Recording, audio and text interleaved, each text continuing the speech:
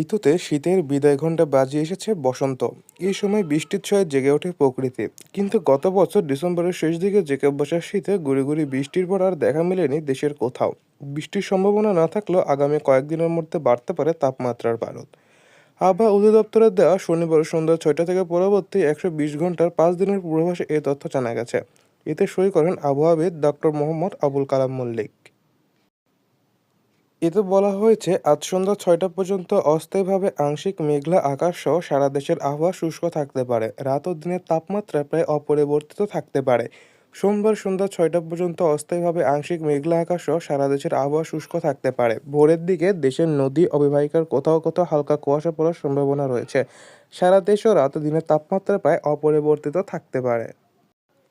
মঙ্গলবার সন্ধ্যা ৬টা পর্যন্ত অস্থায়ীভাবে আংশিক মেঘলা আকাশ সহ সারা দেশের আবহাওয়া শুষ্ক থাকতে পারে। ভোরের দিকে দেশের নদী অববাহিকার কোথাও কোথাও হালকা কুয়াশা পড়তে পারে। রাতের তাপমাত্রা সামান্য বাড়তে পারে এবং দিনের তাপমাত্রা প্রায় অপরিবর্তিত থাকতে পারে।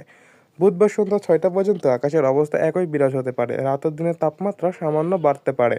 পরের দিন বৃহস্পতিবার সন্ধ্যা ৬টা পর্যন্ত রাত ও দিনের তাপমাত্রা প্রায় অপরিবর্তিত থাকবে। তবে বর্ধিত ৫ দিন রাত এবং দিনের তাপমাত্রা আরও বাড়বে বলে কথা জানিয়েছে আবহাওয়া অফিস।